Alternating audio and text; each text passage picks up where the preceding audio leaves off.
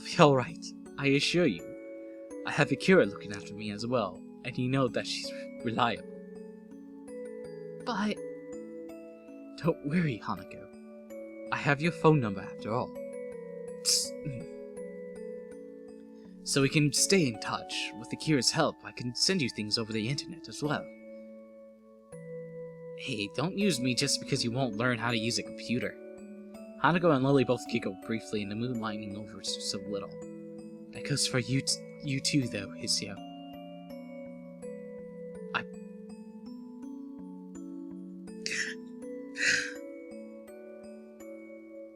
I promise I'll contact you once I'm in Scotland.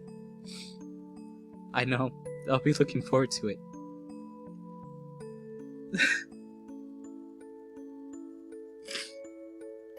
Her offer may be kind, but we both know that this is tantamount of breaking up. Neither of us have any illusions as how well we managed to long distance relationship.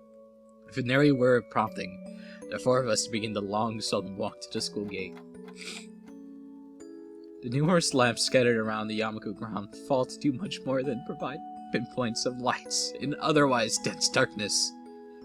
A car parked on a road just side the school grounds comes into view, a shiny black exterior reflecting the dim-lit lamps of Yamaku. I call out to Akira in an effort to elevate a bit of heavy atmosphere. That's your car? What kind is it? Don't know much about cars, do you? It's a Lancia Evo, solid and speedy. Well, it's not as their comment of my knowledge as of Mark. I never really taken an interest in them. She gives a small sigh. She's been good. Pity I have to part with her tomorrow. Just like the summer house. You guys were the last to visit before I changed hands. Turning back from my rather faulty attempt to small talk, I glance at Hanako and Lilly following us behind. By right, Hanako should be leading Lilly. It's rather definitely the other way around, as she clings tightly to Lily's arm. It's a depressing sight, so I guess this is it. Indeed.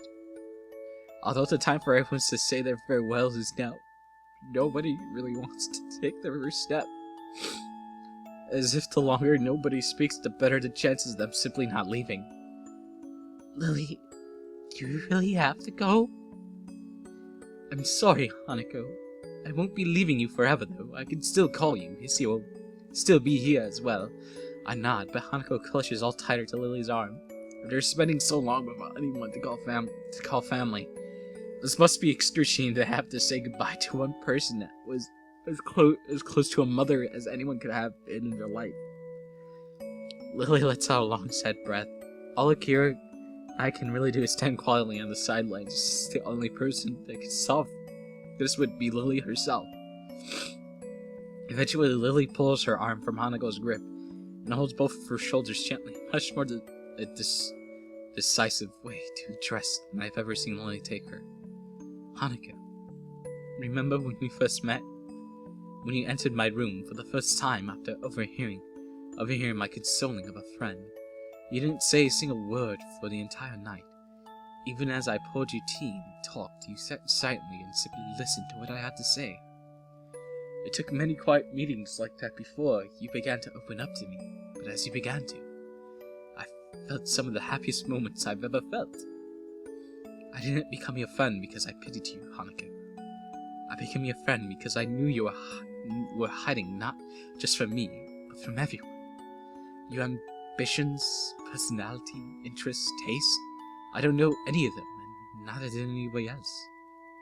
As you showed yourself to me, though, I began to realize the person that you were, and became sure that our meeting was a very special moment. But Lilly cuts her words short as she brings her hand to Hanako's head and brushes her fringe to the side, gently pressing her lips to Hanako's forehead. As she pulls her head back, leaving Hanako all but speechless and her eyes moist, Lilly beams a wide smile. I believe you're a very beautiful person, Hanako. And I'm certain that you will become a strong and confident woman. You are a very dear friend, and someone whom I love very much. Just like Isio. I will never forget you, for as long as I live. I may be leaving you, but you may have your own life here to lead. Just as I do, you have your own friends and hobbies, and your hopes after graduation. I want you to devote yourself to them. If I'm not around anymore. That is why I think you would be okay. Because you are your own self, with your own life. You yourself proven that. Hanako lowers her head in embarrassment, but nods as she does so. I understand.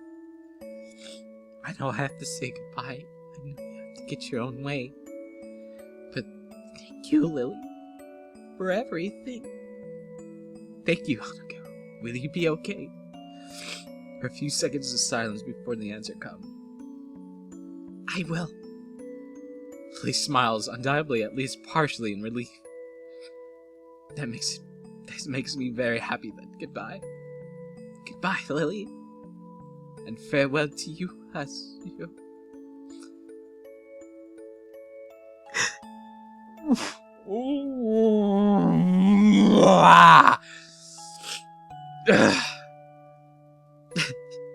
I made a funny noise when I breathed into my hand. It made a farting noise.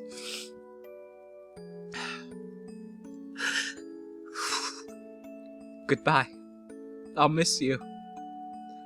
She pauses for a moment before walking up to me, her right hand outstretched in front as she takes my shoulder. Her left hand slowly daintily reaches toward my face, taking my cheeks in her palm.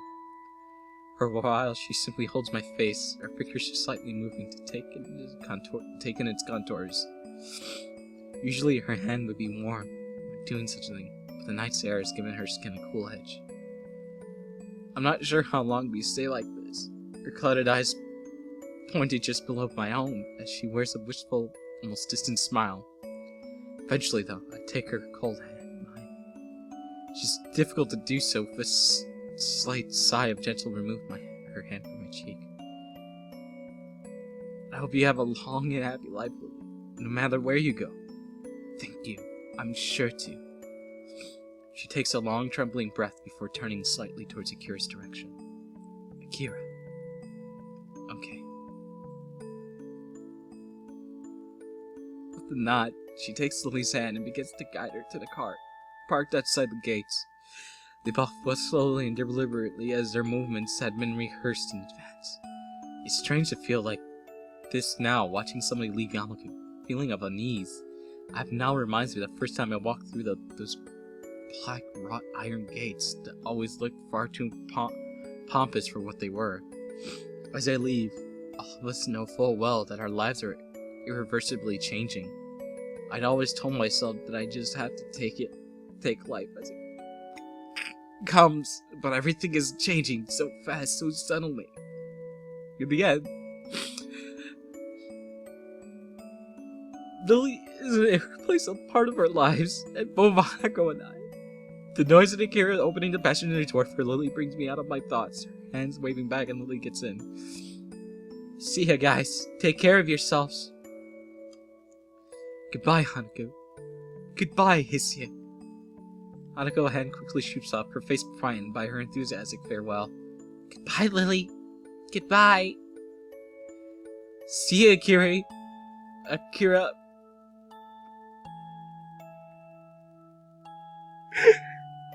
Goodbye, Lily. The door shuts as we put on our best happy farewell faces. Akira getting in her car herself and stirring up into short measures. Lily's hand can just be seen waving through the tinted windows before her hand high as well.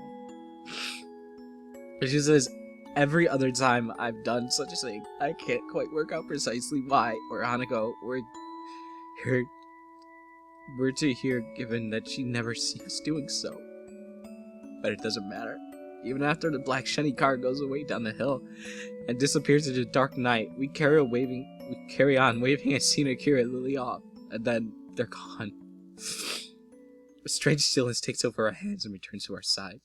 I don't quite know what I should do or how I should feel. In the end, we just stand there silently, staring down at where the car is disappearing from sight. Goodbye, Lily.